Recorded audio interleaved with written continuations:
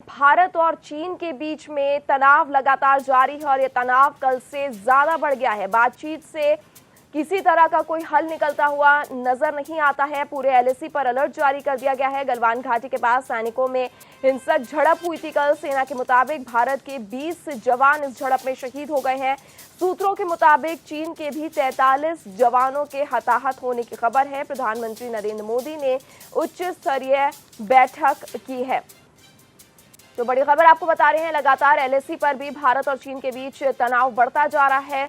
कल जिस तरह से खबरें सामने आई थी कि भारतीय सेना और चीनी सैनिकों के बीच में झड़प हुई थी, हालांकि पहले तस्वीर साफ नहीं हो पाई थी कि कितनी हिंसक ये झड़प थी, लेकिन जैसे जैसे दिन चढ़ता गया तस्वीर काफी हद तक साफ होती गई। बातचीत की जा रही थी। जून महीने की ही बात करें, 4 स्तरीय बातचीत अब तक भारत और चीन के बीच में हुई थी अधिकारियों के बीच में, लेकिन उसका कुछ हल निकलता हुआ नजर नहीं आ रहा है। पूरे एलएसी पर अलर्ट जारी कर दिया गया है।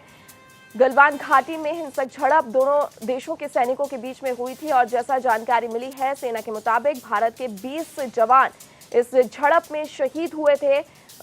दूसरी तरफ चीन की अगर बात करें, सूत्रों के हिसाब से जो खबरें मिल रही हैं, 43 जवान चीन के भी हताहत हुए हैं। तो इन सब के बीच प्रधानमंत्री नरेंद्र मोदी ने भी उच्च स्तरीय बैठक की है। तीनों सेनाओं के अध्यक्षों के साथ भी बैठक की गई है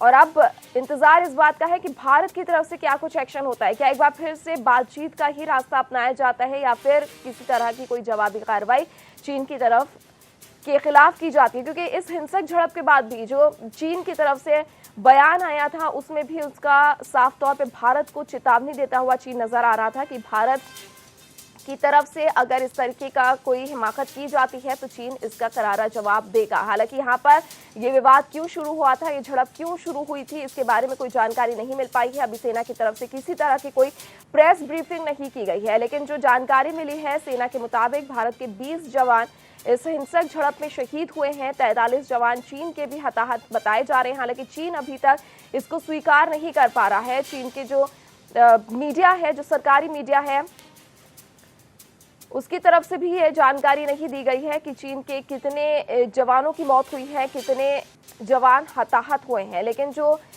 सूत्रों के हवाले से खबर मिल रही है, 43 जवान हैं चीन के जो इस झड़प में हताहत हुए हैं और प्रधानमंत्री नरेंद्र मोदी अपने स्तर से बैठकें कर रहे हैं। उच्च स्तरीय बैठक उन्होंने की है।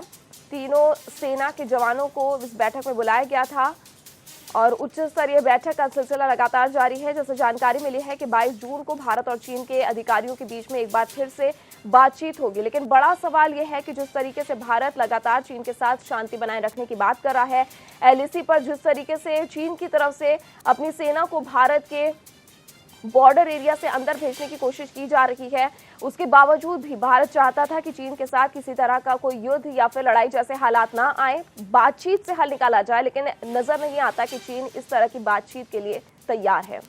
खबरों में बने रहने के लिए आरएनआई की फेसबुक, ट्विटर, इंस्टा और यूट्यूब को सब्सक्राइब करें। बेल आइकन दबाना ना भूलें।